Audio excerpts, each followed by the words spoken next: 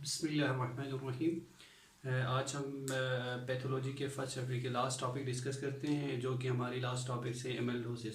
एमेल्डोसिस में हम डिस्कस करते हैं उसके डिफिनेशंस, फिर इसके फिज़िकल एंड केमिकल नेचर के बारे में डिस्कस करते हैं और इसकी क्लासिफिकेशन के बारे में डिस्कस करते हैं।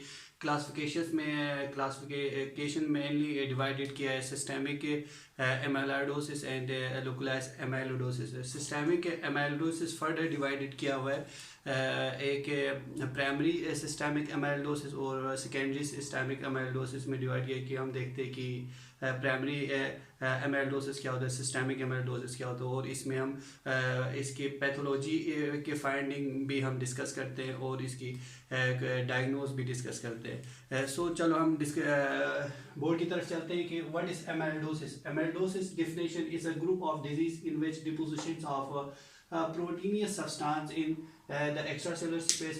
This process is called amyloidosis. amyloidosis उस प्रोसेस को कहते हैं जिसमें proteinaceous substance, abnormal proteinaceous substance क्या होता है, वो उसकी एकोमुलेशन होता है किसमें, हमारी बॉडी के एक्स्ट्रा सेलुलर स्पेस में, जिसकी वजह से एमाइलोइडोसिस का प्रोसेस होता है। ये प्रोटीनियस सब्सटेंस में हाईलाइट किया हुआ है, इसमें इसको कहते हैं मिसफोल्ड प्रोटीन, और ये एमाइलॉइड होता है जो कि एबनॉर्मल प्रोटीन्स और उसकी कंपोजिशन बायोकेमिकल कंपोजिशन होता है। नेक्स्ट चलते कि एमाइलोइडोसिस को डिस्कवर सबसे पहले किसने किया, तो amyloidosis first discover German pathologist Rudolf Virchow ने 150 ईयर्स बिफोर उसने डिस्कवर किया था।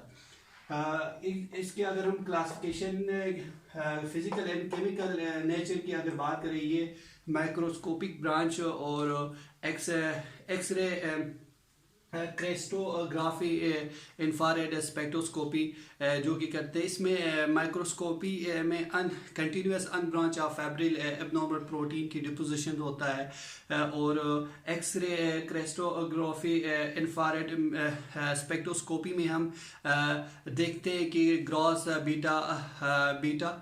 बीटा शीट्स को हम देखते हैं। इसमें अगर इसके क्लासिफिकेशंस की बात करें तो क्लासिफिकेशंस में सिस्टेमिक लोकलाइज्ड एमाइलोइडोसिस और localised amyloidosis and systemic amyloidosis दो में डिवाइडेड किया है, जो कि सिस्टेमिक एमाइलोइडोसिस मैंने डिवाइड किया primary systemic amyloidosis and secondary systemic amyloidosis. Primary systemic amyloidosis क्या होता है, प्राइमरी सिस्टेमिक एमाइलोइडोसिस जो जिसमें डिपोजिशंस होता है एमाइलॉइड लाइट चेन से डिपोजिशन होता है इम्यूनोग्लोबुलिन, जिसकी वजह से हमारी प्लाज्मा मेम्ब्रेन्स में डिसऑर्डर्स काज होता है। और अगर इसकी एक जो कि example multiple myeloma is the example of primary systemic amyloidosis. अगर हम क्लिनिकल फाइंडिंग की बात करें, क्लिनिकल फाइंडिंग्स में क्या होता है जिसमें which increase the chronic inflammations को इंक्रीज करता है।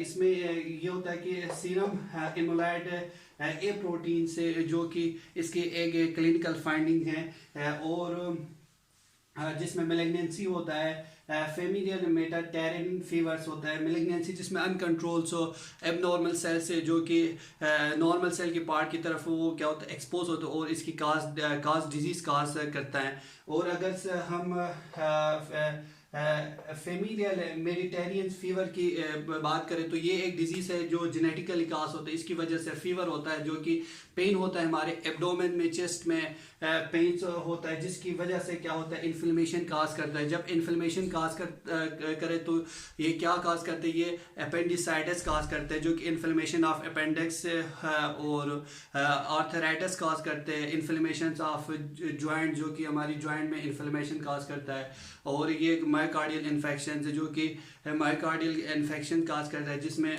जब ब्लड की मायोकार्डियल इन्फेक्शन क्या होता है जो जिसमें जब लेक ऑफ ब्लड की सप्लाई हमारी हार्ट की मसल तक न पहुंच पाए, जो रिक्वायर्ड ब्लड चाहिए जो रिक्वायर्ड से मसल की फंक्शंस के लिए हमारे हार्ट को अगर न पहुंचे, इसकी वजह से क्या होता है मायोकार्डियल इन्फेक्शंस हो जाते हैं। और अगर इसकी अगर नेफ्रोटिक्स कुछ टिश्यू हो जो इन्वॉल्व होता है इसमें प्राइमरी सिस्टेमिक एमाइलोइडोसिस में जो कि नेफ्रोटिक सिंड्रोम, जिसमें किडनी क्या है मोस्ट इम्पॉर्टेंट ऑर्गन जो कि इन्वॉल्व होता है नेफ्रोटिक सिंड्रोम में। अगर किसी में ये रिस्ट्रिक्टिव मायोकार्डियोपैथी हो डिजीज हो, इसमें ये क्या होता है रिस्ट्रिक्टिव मायोकार्डियोपैथी में हमारी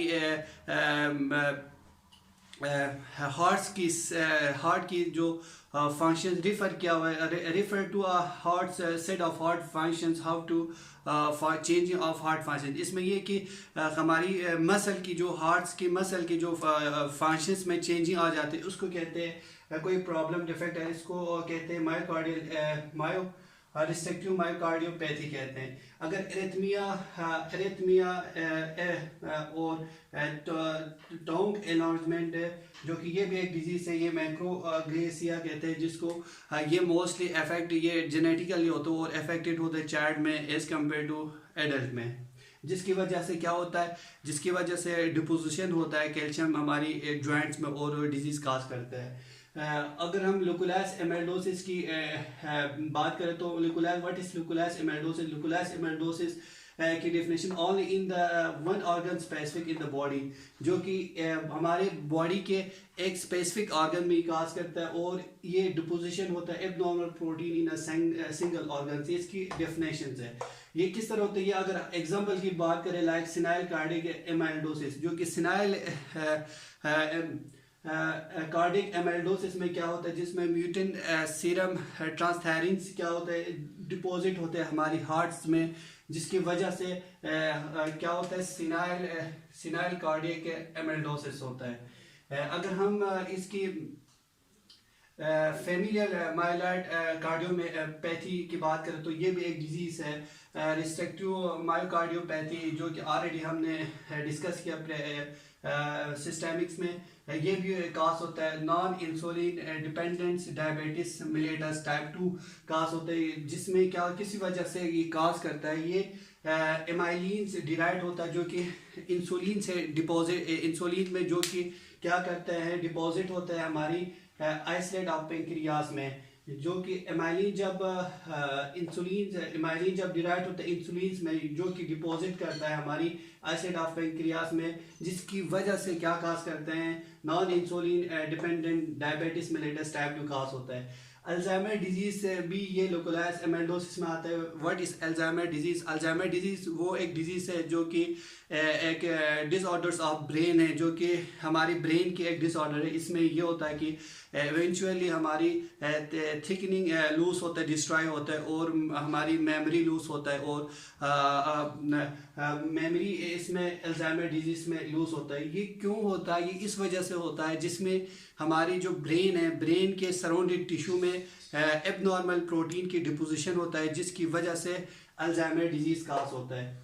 डायलिसिस एसोसिएट एमाइलोसिस ये भी एक डिजीज है। ये उस पेशेंट में होता है, किसी फॉर एग्जाम्पल अगर किसी पेशेंट की अगर डायलिसिस हो रहे हो तो उसमें ये डायलिसिस मशीन्स में जो ब्लड की फिल्टर्ड होता है, इसमें β2 मैक्रोग्लोबुलिन से फिल्टर्ड नहीं होता, तो उसकी वजह से ये डिपॉजिट होता है हमारी जॉइंट में। तो इसकी वजह से उस प्रोसेस को कहते हैं dialysis associate amyloidosis. Medullary carcinoma of thyroid, जो कि कैल्सिटोनिन की प्रोडक्शन की वजह से होता है हमारी ट्यूमर सेल में, जो कि डिपोजिशन होता है हमारी ट्यूमर सेल्स में। अगर हम इसके लास्ट में अगर डायग्नोसिस की बात करें तो डायग्नोसिस में हम टिश्यू बायोप्सी कर सकते हैं, जो कि abdominal fat and rectal biopsy, जो कि टारगेट है हम हमारी एब्डोमेन और रेक्टल से हम उसकी बायोप्सी ले सकते हैं। और ये इसके बाद हम डैमेज ऑर्गन को हम ट्रांसप्लांट कर सकते हैं और हम एमोलाइड को रिमूव कर सकते हैं, रिमूव करके हम इसकी ट्रीटमेंट कर सकते हैं। ये सारे डिटेल थे एमाइलोसिस। नेक्स्ट में हम पैथोलॉजी के सेकंड चैप्टर डिस्कस करते हैं। Thank you very much.